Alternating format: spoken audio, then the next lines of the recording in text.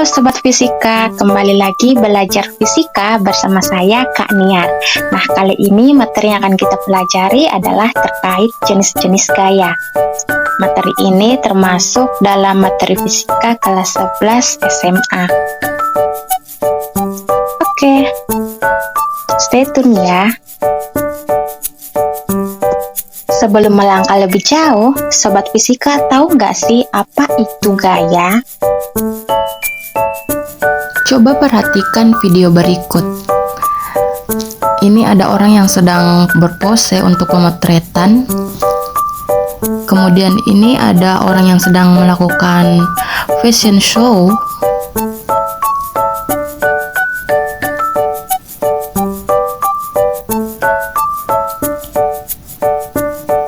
Nah, ada juga orang yang berdandan atau bermakeup. Menurut Sobat Fisika, apakah ini bisa disebut sebagai gaya? Untuk menjawab ini, tonton video ini sampai akhir ya. Dalam fisika, yang dimaksud dengan gaya adalah tarikan atau dorongan yang menyebabkan perubahan posisi. Gaya disimbolkan sebagai F.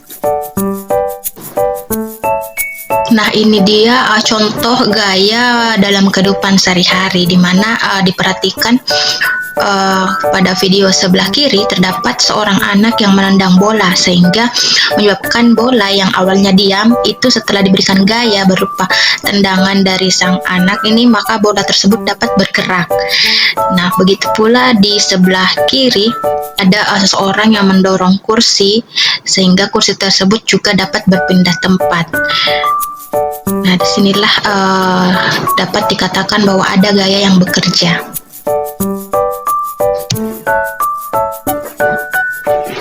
Gaya itu ada banyak jenisnya loh Sobat Fisika. Ada namanya gaya berat, gaya normal, gaya gesek, dan gaya tegangan tali. Kita kupas satu persatu ya.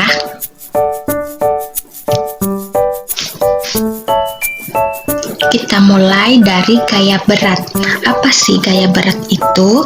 Gaya berat adalah gaya yang dipengaruhi oleh massa benda dan gaya gravitasi, di mana gaya berat ini disimbolkan W, kemudian massa M, dan gaya gravitasi sebagai G. Nah, coba perhatikan gambar. Di sini terdapat sebuah box mainan yang diletakkan di atas permukaan tanah atau permukaan yang datar. Nah, box mainan ini memiliki massa M, kemudian ada dipengaruhi gaya gravitasi yang arahnya ke pusat bumi. Nah, di sini akan bekerja yang namanya gaya berat atau W, karena di sini ada pengaruh antara benda yang bermassa dan gaya gravitasi, sehingga akan bekerja gaya berat yang arahnya menuju pusat bumi atau menuju ke bawah.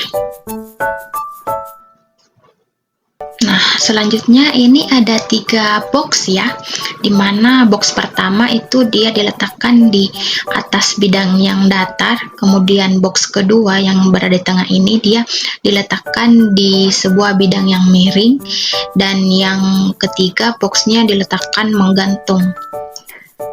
Nah, di antara ketiga box ini semuanya terdapat gaya berat yang arahnya selalu ke pusat bumi. Jadi meskipun dia berbeda-beda posisinya, ada yang datar, ada yang miring, ada yang menggantung, tapi tetap untuk gaya beratnya itu arahnya selalu menuju ke bawah, ke arah pusat bumi. Nah, untuk menghitung besarnya gaya berat, maka kita bisa menggunakan persamaan W sama dengan M dikali G, di mana W adalah gaya berat dengan satuan Newton, M adalah massa benda dengan satuan kilogram, dan G adalah percepatan gravitasi dengan satuan meter per sekon kuadrat. G di sini bisa digunakan 10 atau 9,8. Nah, yang menjadi catatan pada gaya berat itu arahnya akan selalu menuju ke pusat bumi. Gaya yang kedua adalah gaya normal.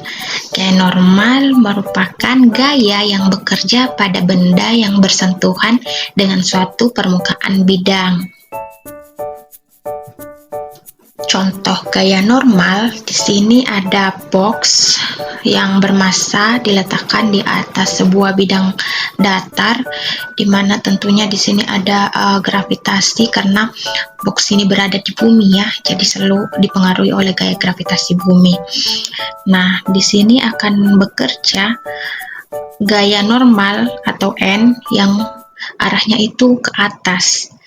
Jadi ini benda box ini, kotak ini bersentuhan langsung dengan permukaan tanah atau bidang datar ini, sehingga akan terdapat gaya normal yang arahnya ke atas atau tegak lurus dengan bidang sentuh. Kemudian akan ada juga gaya berat atau W yang arahnya menuju ke bawah atau ke pusat bumi, di mana pada bidang datar ini besarnya N atau gaya normal itu sama dengan besarnya W atau gaya berat. Di sini terdapat 3 benda berupa kotak yang diletakkan pada berbagai posisi beda-beda. Yang pertama ini diletakkan di bidang miring, kemudian yang tengah ini di bidang yang datar, dan yang ketiga atau yang terakhir ini dia melekat pada suatu bidang yang berdiri atau vertikal. Nah, jika kalian perhatikan pada ketiga benda ini tentunya akan bekerja gaya normal ya, karena benda berupa box ini bersentuhan langsung dengan bidang kontak, sehingga akan terjadi atau bekerja gaya normal yang arahnya ke atas atau tegak lurus dari bidang kontaknya, sehingga dapat disimpulkan bahwa gaya normal ini arahnya selalu tegak lurus dengan permukaan kontak.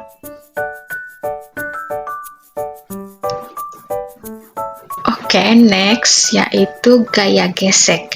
Gaya gesek adalah gaya yang bekerja akibat adanya sentuhan antara kedua permukaan benda. Di sini biasa terjadi hambatan akibat adanya gaya gesek. Ini terdapat seseorang yang sedang bermain bola bowling. Jadi coba sobat fisika pikirkan, di lapangan bowling itu kan permukaan lantainya licin ya, sehingga bola bowling dapat meluncur dengan lancar. Nah, bayangkan kalau permukaan lantainya itu kasar, pasti bakalan lebih susah main bowlingnya. Jadi bola bowling akan susah untuk tergelincir atau menggelinding.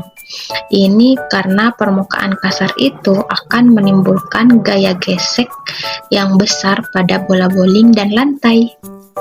Jadi semakin licin lantainya, maka akan semakin kecil gaya gesek yang ditimbulkan. Nah, coba sobat fisika perhatikan, di sini ada 2 benda, yang mana benda pertama yang berada di atas ini sebuah balok kayu diletakkan di atas permukaan kaca. Nah, benda kedua sebuah bola kayu sebuah balok kayu diletakkan di atas permukaan triplek.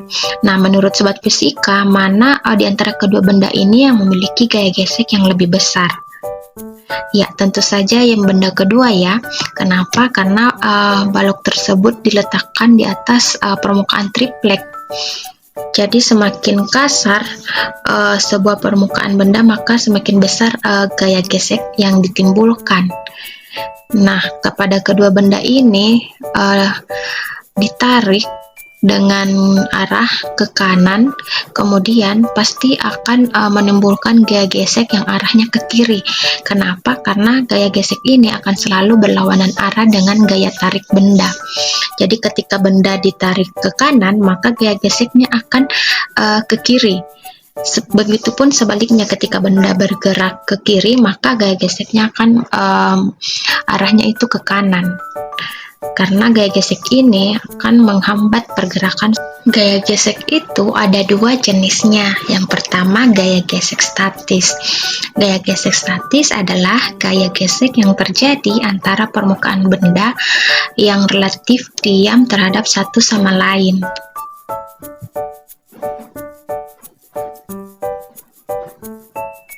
Nah, ini adalah salah satu contoh gaya gesek statis, di mana ketika kita berdiri pada suatu permukaan tanah atau lantai, kita tidak tergelincir atau terjatuh.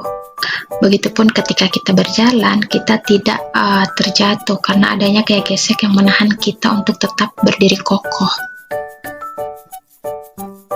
Untuk menghitung besarnya gaya gesek statis digunakan persamaan Fs sama dengan mu s dikali N, di mana Fs ini adalah gaya gesek statis dengan satuan Newton, kemudian mu s itu koefisien gesek statis, dan N adalah gaya normal.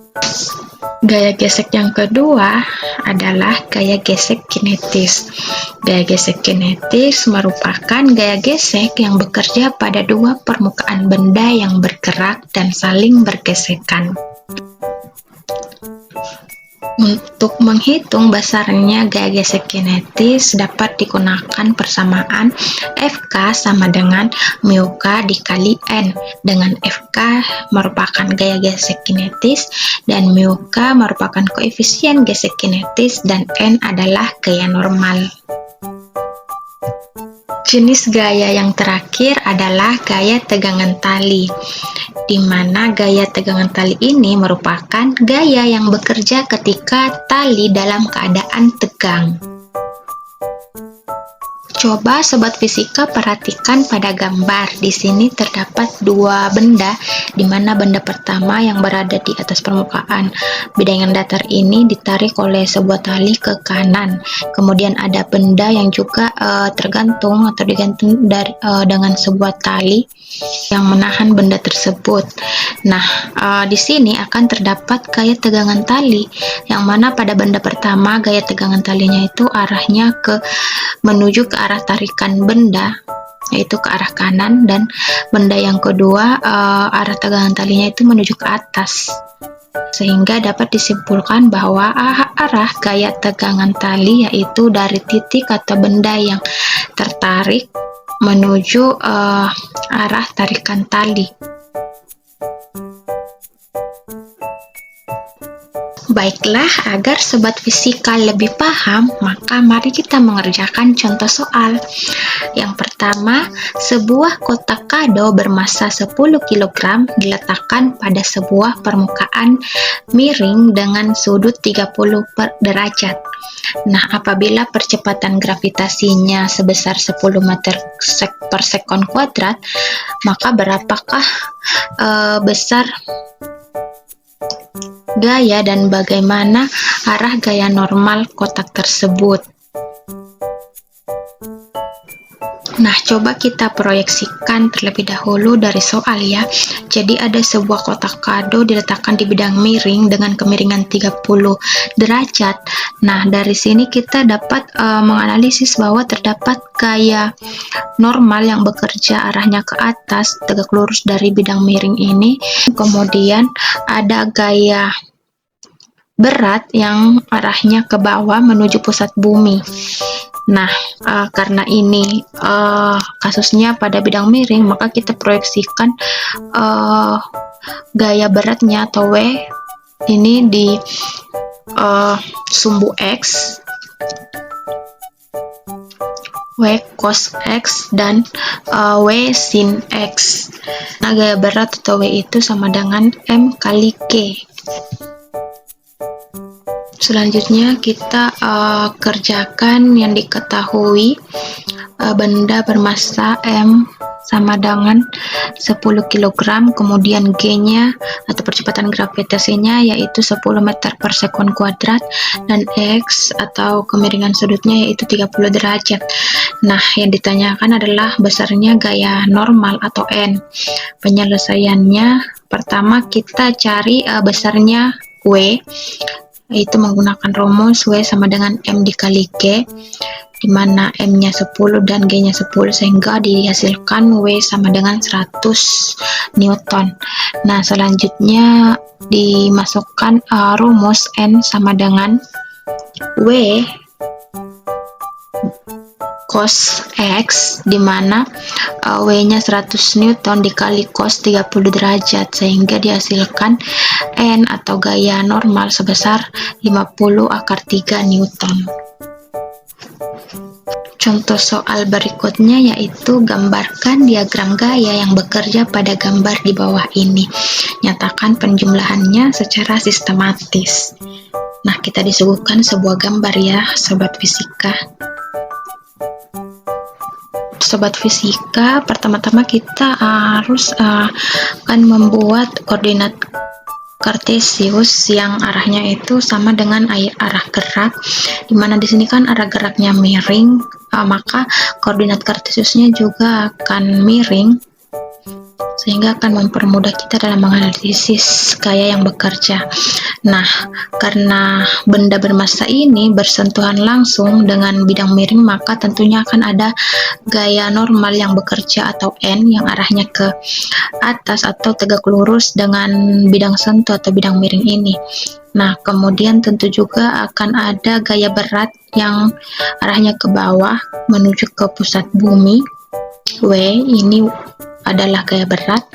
Nah, selain itu gaya apa lagi yang bekerja? Ya, gaya gesek. Nah, di sini gaya gesek akan menuju ke atas atau ke arah kanan, karena gaya gesek ini berlawan arah dengan gerakan benda.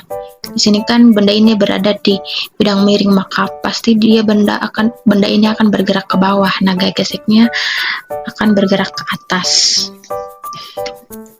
Nah, sebenarnya gaya yang bekerja di sini hanya ada gaya normal, gaya berat atau W, dan gaya gesek E.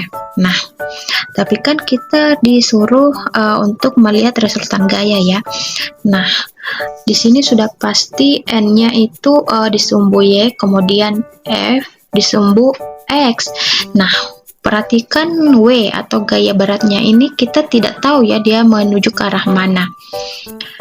Nah, untuk itu kita perlu proyeksikan nih WX, kemudian di sini ada WY. Nah, jika sudah seperti ini, maka akan lebih mudah untuk melihat resultan gaya yang bekerja, di mana sigma Fx atau gaya yang bekerja di sumbu X itu adalah Wx dikurang F.